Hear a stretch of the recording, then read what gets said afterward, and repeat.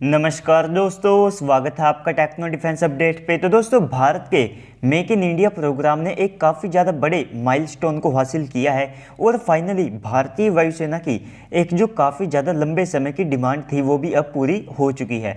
और इसी के साथ में आप कह सकते हैं कि हमारा डिफेंस एक्सपो भी सफल हुआ है, क्योंकि यहाँ से आप सबको कई जो बड़ी डील्स हैं वे भी देखने को मिली है। और साथ ही साथ यहाँ पर भारतीय वायुसेना ने ये जो बड़ी डील की है, तो इसे आप 83 तेजिस Mk-1A फाइटर जेट की डील के बाद सबसे बड़ी डील कह सकते हैं। और इससे हमारा जो मेक इन इंडिया प्रोग्राम है उसको और ज़्यादा बड़ा पुश मिलने वाला है। तो अभी के लिए फाइटर जेट के मामले में हमें आत्मनिर्भर बनने के लिए अच्छी खासी प्रोग्रेस को करने की आवश्यकता है, लेकिन यही बात अब आप हेलीकॉप्टर और साथ में ट्रेनर जेट के मामले में नहीं कह सकते हैं, क्योंकि हमने पहले ही इसको लेकर के अच्छी खासी प्रोग्रेस कर ली है। आज की तारीख में आप सबको कई स्वदेशी हेलीकॉप्टर भी देखने को मिलेंगे और अब स्वदेशी ट्रेनर जेट के यहाँ पर भी जो बड़े नंबर हैं वे आप सबको भारतीय वायुसेना के बेड़े के अंदर देखने को मिलेंगे।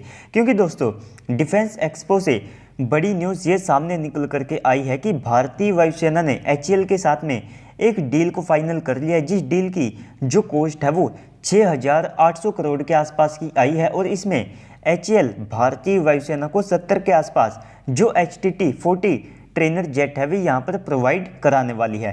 तो इसे आप हमारे एविएशन सेक्टर की एक सबसे बड़ी सफलता कह सकते हैं। और साथ में जब भारतीय वायुसेना जैसी एक बड़ी सेना इतने ज़्यादा बड़े नंबर में किसी एयरक्राफ्ट या वेपन को अपने बेड़े में शामिल करती है, तो ऐसे में उस वेपन की जो इमेज है वो पूरी दुनिया में काफ़ी ज़्यादा अच्छी होती है, जैसा कि आप सब ने राफेल के केस में भी देखा।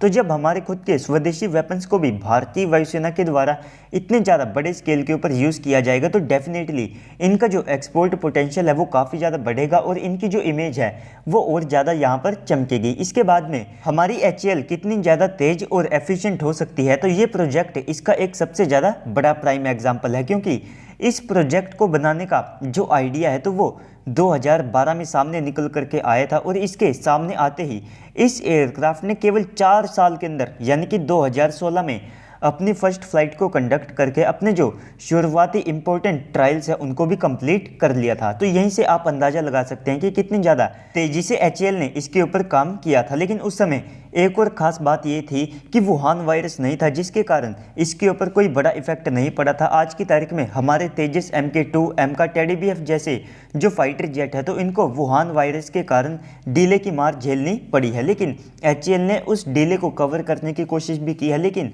उन्होंने कवर तो किया है लेकिन वे इसको पूरी तरह से टाल नहीं सके हैं। तो HAL एडवांस ट्रेनर जेट और साथ में बेसिक ट्रेनर जेट दोनों कैटेगरी के जो एयरक्राफ्ट है उन्हें भारत में ही बना चुकी है।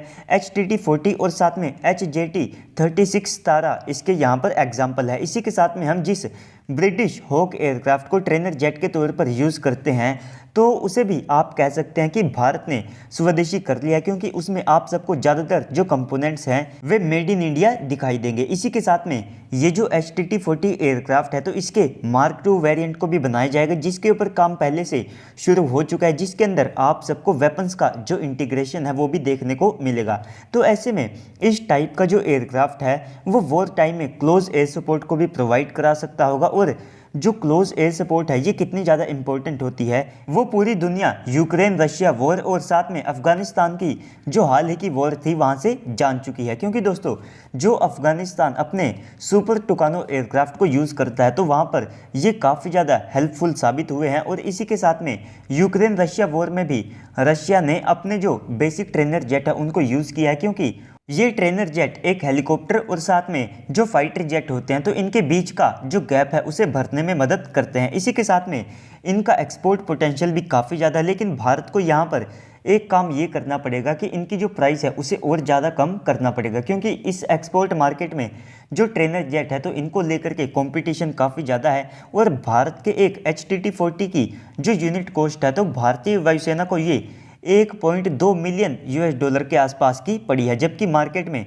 इससे कहीं ज़्यादा कम कीमत के एयरक्राफ्ट अवेलेबल है। हालांकि आप ये भी कह सकते हैं कि इस एयरक्राफ्ट की जो कैपेबिलिटीज़ है तो वहाँ पर कोई भी कॉम्प्रोमाइज़ नहीं किया गया है, तो ऐसे में ये और ज़्यादा वर्ल्ड मार्केट में इफेक्टिव साबित हो सकता है। तो दोस्तों, ओवरऑल इस पूरी वीडियो के बाद अब आप सबको क्या लगता है कमेंट सेक्शन में बताइएगा। साथ ही साथ अगर आपको वीडियो अच्छी लगी है तो वीडियो को लाइक करके चैनल को भी सब्सक्राइब कर दीजिएगा ताकि आपको ऐसे ही वीडियोस मिलते रहे। तो चलिए दोस्तों, आज की इस वीडियो में इतना ही। मिलते हैं अगली वीडियो में, तब तक के लिए गुड बाय, जय हिंद।